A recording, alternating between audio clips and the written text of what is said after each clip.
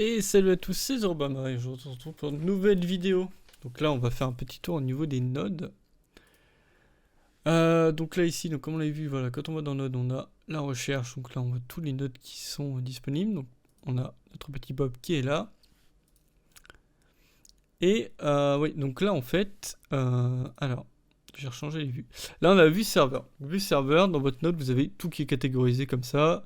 Les stockages sont mis comme ça. La zone réseau, oui c'est réseau, comment il l'appelle, SDN pardon, va être là et du coup il n'y a pas de module rond, en fait tout est mis en suivant. On a la vue pool, donc là ça mettra que la VM qui est ici, et la tag view, donc là j'ai un tag community script qui s'est mis, et du coup qui permet de voir ma VM. Alors moi je vais mettre en folder, ça distingue bien, on a le data center, on a le node. Et après, comme ça, on aura toutes nos VM qui seront mises ici. Et quand on aura un conteneur, du coup, on aura tous les conteneurs qui seront mis aussi directement. Et comme ça, après, ça me permet de voir directement ce que j'ai besoin de voir dessus. Donc au niveau du node, on va voir donc le sommaire. Donc sur le sommaire, on va du coup avoir énormément d'informations. Donc là, on a tous les graphiques avec l'utilisation du CPU, de la mémoire, le server load, le traffic network, le CPU pressure, la mémoire pressure et l'IO pressure également dessus, qu'on peut après voilà, utiliser et modifier en fonction de ce qu'on veut afficher aussi dessus. Au niveau de tous ces dashboards là, donc on peut aussi les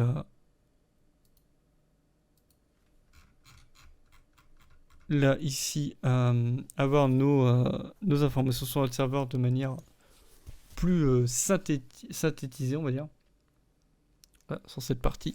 Donc avec l'utilisation CPU, le load average qui va être mis, l'utilisation de la RAM, l'utilisation du stockage également, donc à chaque fois avec les différentes informations qu'on va avoir dessus. On va aussi donc avoir l'information sur le CPU qu'on a là. Donc là on a un 4 cœurs Intel N150, la version de notre kernel, notre mode de boot et la version du manager ainsi que les status repository. Donc là on a Proxmox VE update qui est OK et on a donc ici la partie repository qu'on avait modifiée par rapport à la partie enterprise pour éviter d'avoir à chaque fois le truc qui nous dit qu'on n'a pas les souscriptions nécessaires. Voilà. Donc après, on va voir les notes qui vont être là. On a un shell, alors ça on y reviendra, ça va être très très pratique. Pouvoir mettre des commandes dedans directement.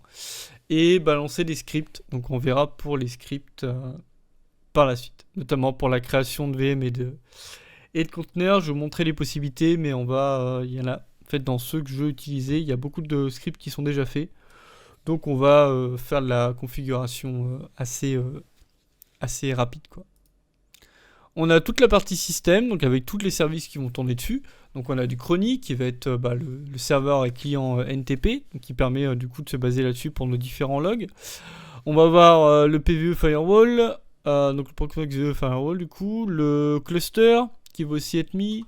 On a la partie achat, on a toute la partie logger du firewall, le proxy server API, le journal service également, et le daemon Secure Shell OpenBSD server aussi. Donc là on a vraiment tout ce qu'il y a. Ça permet aussi quand on a un souci sur un des différents statuts sur notre sur notre serveur, notre nœud pardon, soit de le stopper, soit de le démarrer, soit de le stopper, soit de le redémarrer, et après d'avoir un système de log complet en fonction de ce qu'on va vouloir avoir. On a la partie network, donc là ça va afficher toutes les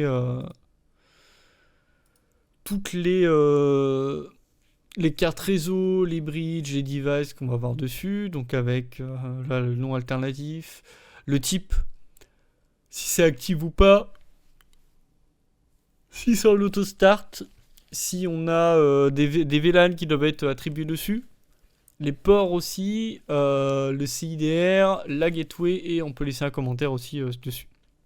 On peut en créer d'autres. On va voir la Linux Bridge, le Linux Bon, les VLAN, et après OVS, pareil, on aura d'autres possibilités dessus. On a aussi les certificats, donc on pourra uploader, supprimer ou voir nos certificats custom.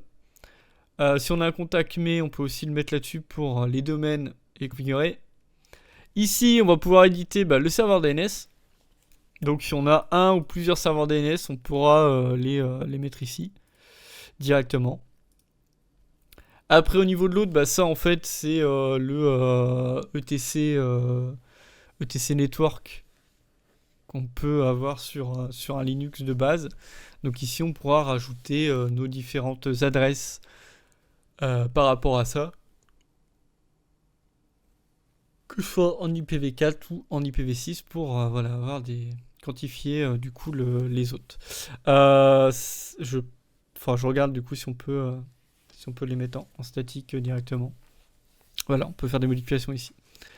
Dans les options, là on va voir le fait de démarrer si on a un boot délai nécessaire. Si on a des adresses Mac pour le Wake on LAN, et aussi une target d'usage RAM qui va être par défaut de 80%, et après on peut la modifier si nécessaire. Au niveau du temps, c'est là où on va configurer le fuseau horaire sur lequel le NTP va se baser.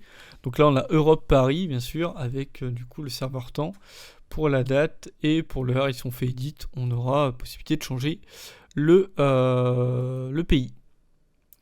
Après, on a le système log, donc là, on va avoir toutes les informations nécessaires sur notre serveur, donc avec des authentifications qui sont success ou pas.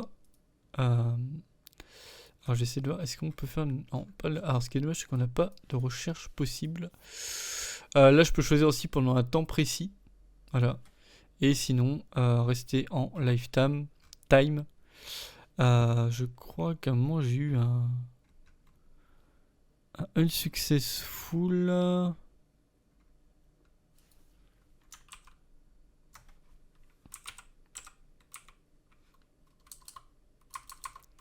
Alors, si je mets login. Ok, ouais, je peux le faire avec le CTRL F. On peut le faire avec le CTRL F. Du coup, on peut les voir directement. Qui est possible de faire. Voilà, donc là, on voit aussi que ça close et tout ça.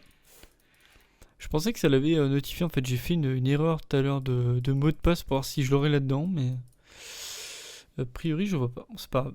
Mais en tout cas, on peut après venir chercher dans les logs au besoin.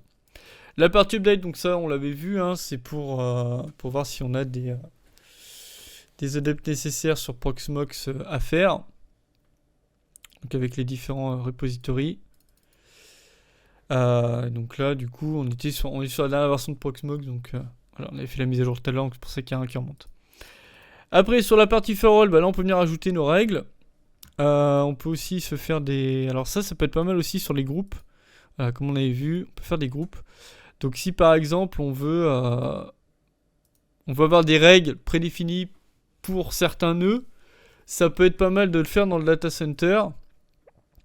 D'aller du coup dans cette partie firewall, de se faire un groupe de sécurité en fonction des nœuds, de se faire toutes ces règles d'un coup, et après quand on vient là, on arrive ici et on lui dit ok, pour ce nœud là tu m'ajoutes tel ou tel groupe de sécurité, et donc avoir toutes nos règles qui seront configurées.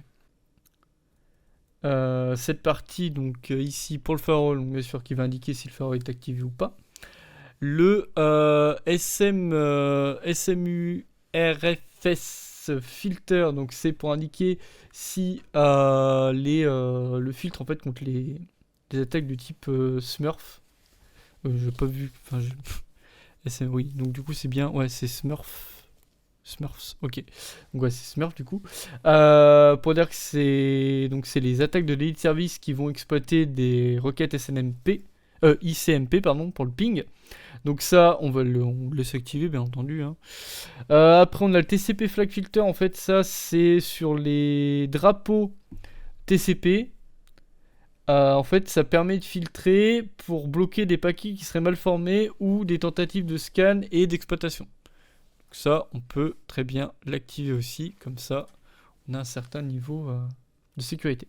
Après, on a le NDP, donc c'est le Neighbor Discovery Protocol. Donc ça, quand il est activé, c'est pour, en fait, c'est le protocole dans IPv6 pour la résolution d'adresse.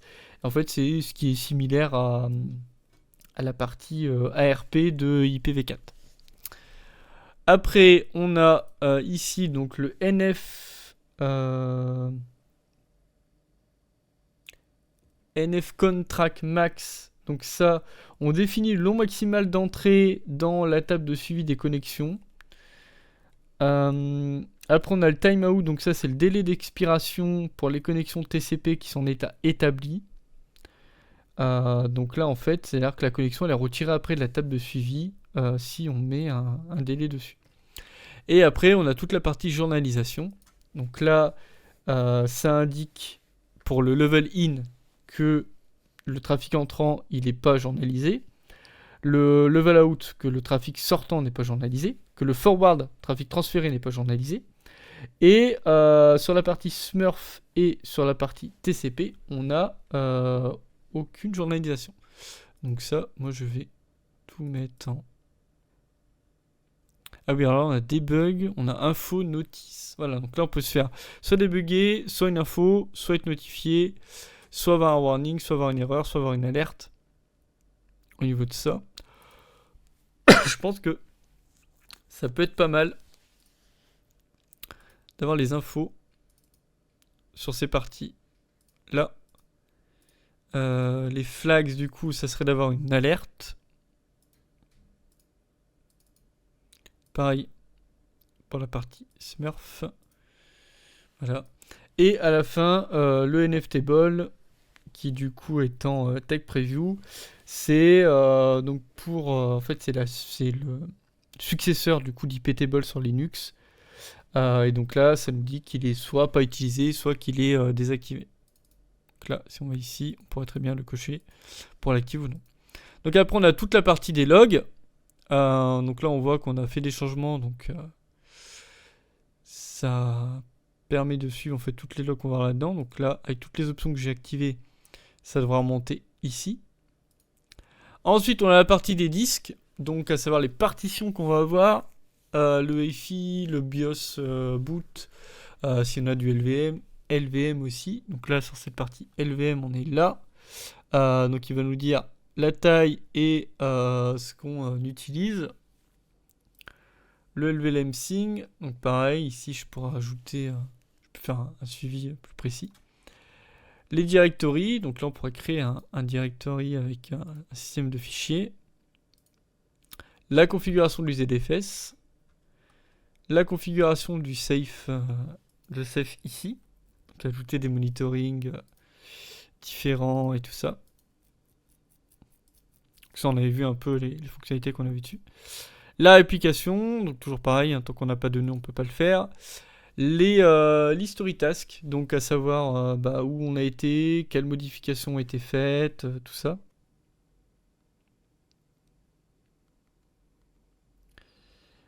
Et ensuite la partie souscription.